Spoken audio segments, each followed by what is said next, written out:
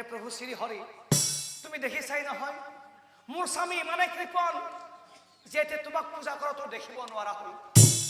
গতিকে প্ৰভু কাব কৰি হাতযোৰ কৰি কৈছো, যেনে তেনে কৰি তুমি মোৰ কৃপণ স্বামীক শুদ্ধ পথলৈ আনি দিয়া।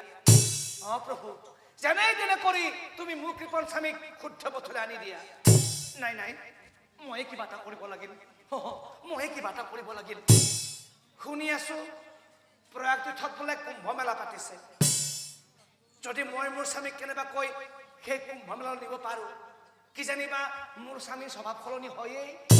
ভালে হ'ল, যেনে তেনে কৰি মই মোৰ স্বামীক সেই কুম্ভ মেলালৈ লৈ যাম। আৰু এনেকৈয়ে কতদিন এপাৰ হৈ একদিনা প্ৰভাৱ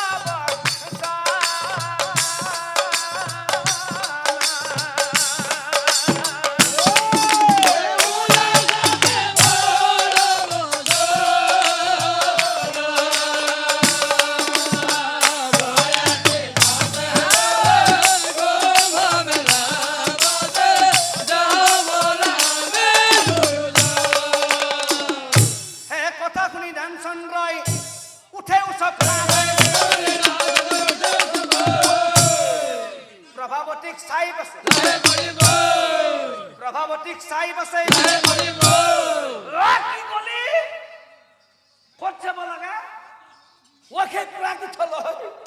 তাকো গাটো ধোৱাৰ কাৰণে নাই নাই নাই নাই নাই নাই নাই সেই তীৰ্থলৈ মই যোৱাত নাই। কাৰণ সেই তীৰ্থলৈ গ'লে বহুজন ভিক্ষাৰী আৰু বহুজন সন্ন্যাসীক লগ পাম।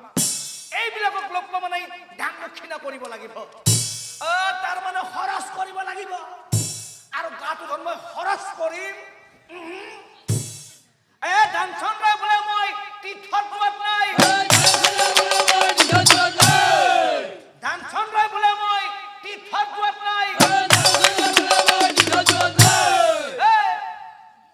গাহে ধুব লাগে, গাহে ধুব লাগে একেই পানী। সেই তীৰ্থত যি পানী আছে আমাৰ বসি বসি থকা পুখুৰীটো একে পানী আছে। গতিকে বাৰীৰ পিছত পুখুৰীত গা ধুম মই।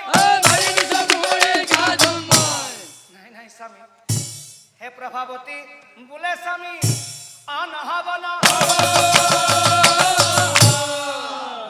আজি তুমি মোৰ কথা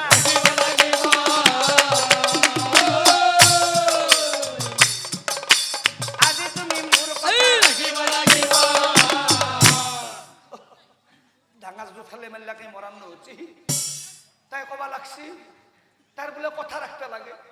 তুই তার কথা রাখিয়ে যে সেই তীর্থলৈ যাও খরচ খরচ। আর যদি না যাও তাই মোক ৰাতিপুৱা উঠি ভাতকেইটা ৰান্ধি দে। কালি পাই ৰান্ধিলে না হব, কি কৰা যায়? গলে হব খৰচ আৰু নগল নিজে দেখাব লাগিব নাই নাই ব্ৰাহ্মণীৰ কথা মই কোনোদিনে ৰখা নাই আজি মই ব্ৰাহ্মণীৰ কথা ৰাখিমেই ৰাখিম ব্ৰাহ্মণী চাওঁ এইফালে আজি তোৰ কথা মতে মই সেই তীৰ্থলৈ যাম কিন্তু মই অকলে যাম তই মোৰ লগত যাব নোৱাৰিবি কাৰণ তই গ'লে ক'ত কিমান খৰচ হয় তাৰ কোনো একো ঠিকনা নাই গতিকে তোৰ কথা মতে অকলে যাম গাটো ধুম আৰু গুচি আহিম এতিয়া চাওকচোন হে ৰজা